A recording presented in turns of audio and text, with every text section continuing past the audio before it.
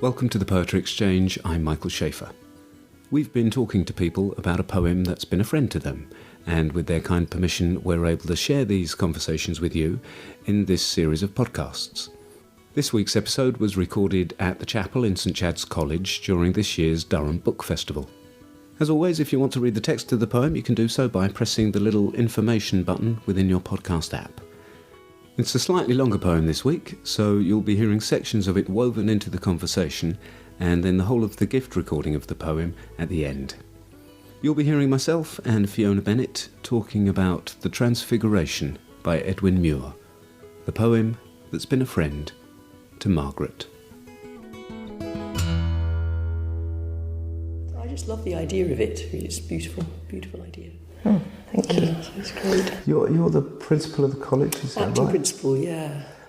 And what's your field? Is it English? It's English, actually. So I mean, I've taught poetry for quite a long time, but find as I get older that I'm sort of loving poetry more. This is intriguing to me partly because I'm mostly in the position with poetry of talking about it or reading it, and so to feel slightly more that I'm a recipient here a little bit, or in dialogue, it's sort of very intriguing, I think. So I chanced really upon the poem that I've been thinking about recently, which is quite long. It's probably on the wrong side. It's Edwin Muir's Transfiguration. I've been looking at this one again because of a wonderful window in the cathedral, the Transfiguration window. And there was a time a couple of years ago when I was just sitting in the cathedral and suddenly looked at this window and it's like I saw it for the very first time. And that's a kind of doctrine in the Bible that I've always thought I don't quite get. I don't understand. And suddenly this window I thought was magic. It was like falling in love with it. So it's the window partly that made me go back to this poem. And I guess the window has become a kind of place that if things are tough and you think, there's a place I would just go and sit and be there, thinking a situation or a friend or myself somehow needs that kind of transfiguration. So if something's awful or difficult or heavy, there's a space where you just sit and offer it, I suppose, to be transformed, transmuted, transfigured. Going back to this poem, which I don't know hugely well, but it's about that moment as well, and it's made me read this poem slightly differently, and it's got that same sense of taking a story in the Bible that I hadn't, I knew was there, but I'd passed over, of Jesus going up onto the mount, his disciples there, and some kind of vision happening whereby he is transfigured, and for a moment the whole world is different and transfigured, and it's like that glimpse that they get. The friends of Jesus are saying, goodness, this is what the world was meant to look like before all the terrible things came. And it's almost like this unravelling of all the bad things in the world that have happened, and this glimpse of a kind of Eden again. So that the beauty of that, and then it all, the vision goes and you're back to normal, but how has that changed you? The fact you've glimpsed what it could be like, how has that changed how you go on presumably seeing the untransfigured world? What a beautiful connection. Would you just read it to us? Yeah, sure. So from the ground we felt that virtue branch through all our veins till we were whole, our wrists as fresh and pure as water from a well, our hands made new to handle holy things, the source of all our seeing, rinsed and cleansed, till earth and light and water entering there, gave back to us the clear, unfallen world. We would have thrown our clothes away for lightness, but that even they, though sour and travel-stained, seemed like our flesh, made of immortal substance. And the soiled flax and wool lay light upon us, like friendly wonders, flower and flock entwined as in a morning field. Was it a vision, or did we see that day the unseeable one glory of the everlasting world, perpetually at work, though never seen since Eden locked the gate that's everywhere and nowhere? Was the change in us alone, and the enormous earth still left forlorn, an exile or a prisoner?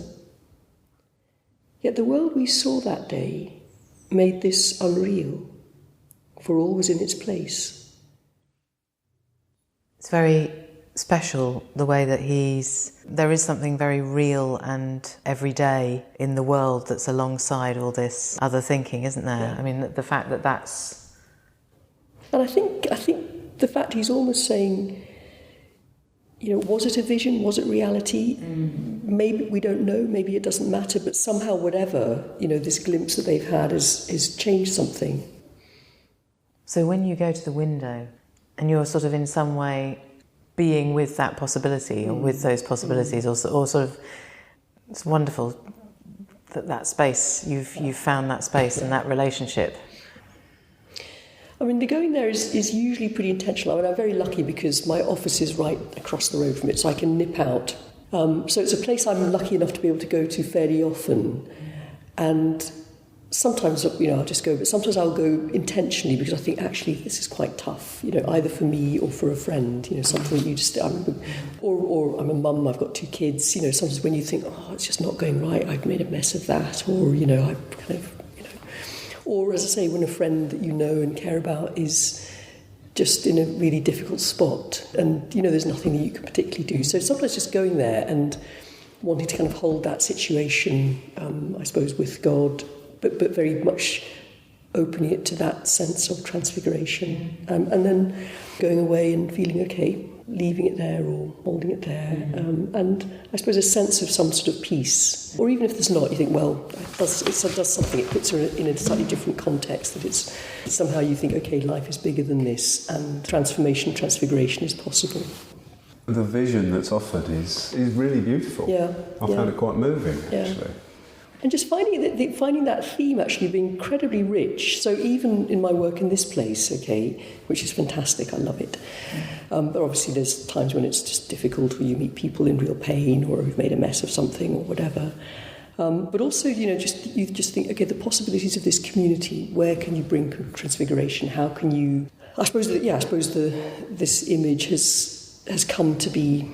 Yeah, probably quite central in the way I think about lots of things at the moment, including, this community and these students who aren't particularly religious or aren't particularly whatever, but somehow they're doing beautiful things, or I'm noticing when they do beautiful things, and I'm interpreting those beautiful things in this context of what if the world were like that, that if people made choices like that and it was really inclusive and... It's interesting, I suppose, I've not seen it this way before, but the university, or universities generally, are places of transformation in a lot of ways. Yeah, absolutely, yeah. And the work you're involved with is somebody comes in at the beginning and leaves, hopefully, transformed, actually quite literally, from really from a child to an adult. Yeah, there. absolutely. And that's one of the things that's wonderful working with student age, because exactly they come in mostly 18 and leave. It really is that liminal space where a lot happens, Well, I can just really see how this would be inspirational. You've got quite a top job. It's probably not all that easy. Yeah. And I imagine there's a lot of stresses and strains and difficulties and challenges faced within that. That actually to reconnect on some kind of regular basis, be that at the cathedral or with the poem, must be sort of restorative and kind of redouble your efforts to kind of go, actually, no, there's a reason I'm doing this, it has a purpose. Yeah. And which is why I suppose, this poem and one or two other poems do feel like friends, because they nurture you, they remind you, they help give you a kind of narrative to transform the reality and make it a wee bit different. So. For all was in its place. The painted animals assembled there in gentle congregations, or sought apart their leafy oratories, or walked in peace the wild and tame together, as if also for them the day had come. The shepherds' hovels shone, for underneath the soot we saw the stone clean at the heart, as on the starting day. The refuse heaps were grained with that fine dust that made the world.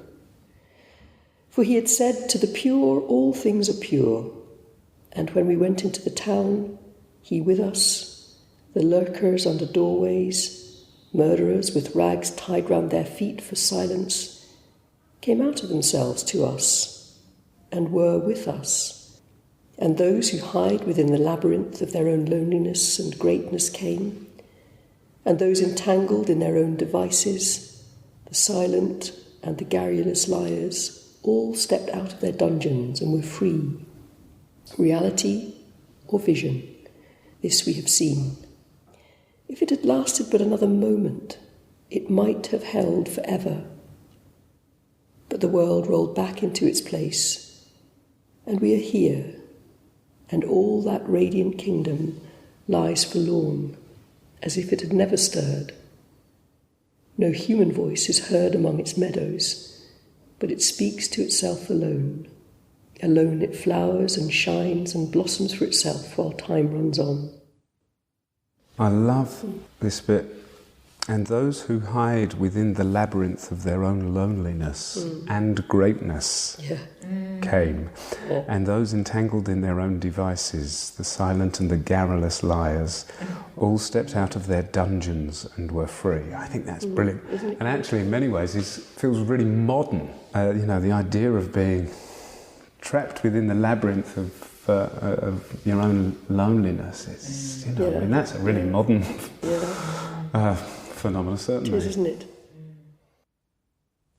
The brevity of the moment is very brilliantly, articulated, isn't it? If it had lasted but another moment, it might have held forever. I love that. But then this idea, so it's somewhere it's not transient, that it is going on and it's us that aren't seeing it. Sort of, did we see that day the unseeable one glory again? So the sense that this reality is there all the time, and every now and again you just get a glimpse through to it. It's brilliant, that section. Perpetually at work, though never seen. And when he says, yet the world we saw that day made this unreal, for all was in its place. So that sense that you have, it's probably whenever you see beauty, you have that kind of aha, and you think, that's the real world, even though mostly we only kind of see this one. Yeah. I quite often think that's sort of slightly what love is, isn't it? That or being in love. It's when you kind of see that person in all their kind of the beauty and stuff, and most of the time we're not that people, and we don't see people as that people. But it's a very generous vision to think, well, that could be the reality.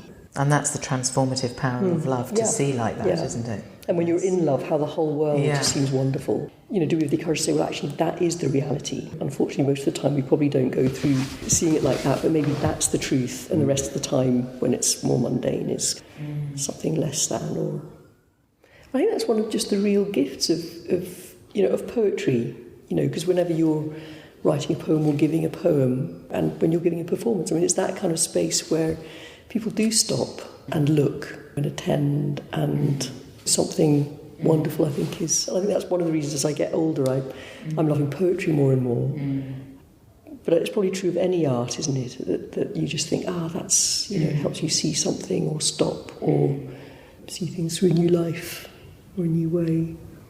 I think that's one of the things with this project as well, that I think that idea of a poem, a single poem, being a space, I think that's what that idea was as a trigger somewhere, that I knew that was what it is, and that I knew that it was that for many people, and that somehow there's not many ways that people have found to talk about that for poetry. And I think encouraging people to think of a poem as a friend, so it's one that you revisit, it's one that you go back to, it's one that nourishes you, slightly changes you. It's just a lovely concept. And do you hear it when you read in your head? Do you hear it in your head? I think I probably do, because I guess quite a lot of the poems that I love are ones that I've taught or talked about in public, so I have read them. So I probably at some level am hearing probably myself read them, but I haven't probably heard other people read them. So I'd be really intrigued and love hearing, one of you read this actually, because that would be a gift, that would be a treat. That's one of the beautiful things I think about poetry when it is read and performed, because there's so many choices, so many ways that you could. So I think someone else reading it can bring out, I didn't quite see that, or I didn't catch that, and that's lovely. No, I mean, it's been lovely just talking about a poem like this, which I said I'm not sure I've ever quite done before. It's just been a real, just really lovely hearing your thoughts on what you've drawn out that I didn't even know I connected.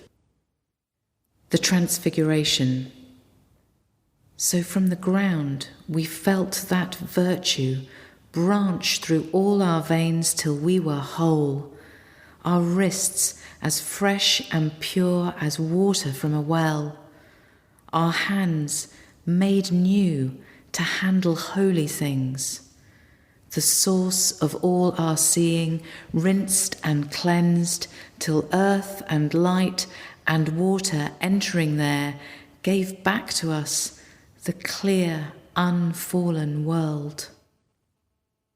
We would have thrown our clothes away for lightness, but that even they, though sour and travel-stained, seemed like our flesh made of immortal substance, and the soiled flax and wool lay light upon us like friendly wonders, flower and flock entwined, as in a morning field.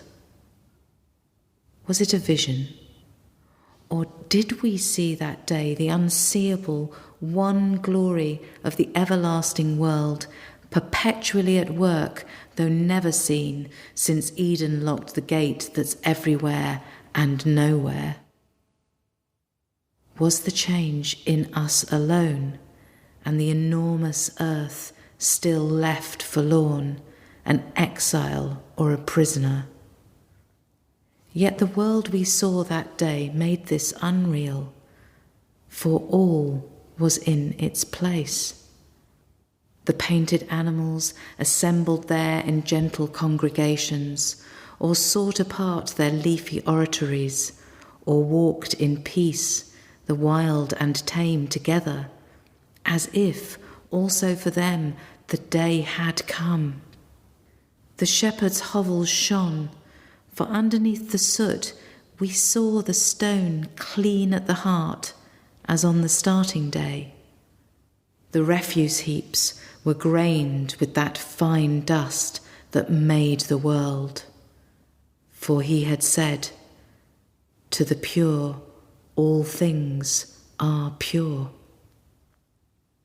And when we went into the town, he with us, the lurkers under doorways, murderers with rags tied round their feet for silence, came out of themselves to us and were with us. And those who hide within the labyrinth of their own loneliness and greatness came. And those entangled in their own devices, the silent and the garrulous liars, all stepped out of their dungeons and were free. Reality or vision, this we have seen. If it had lasted but another moment, it might have held forever.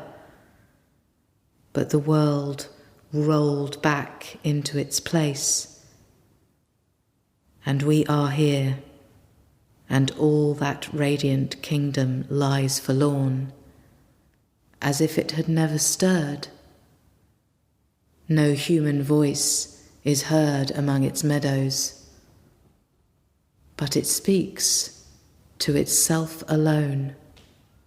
Alone it flowers and shines and blossoms for itself, while time runs on.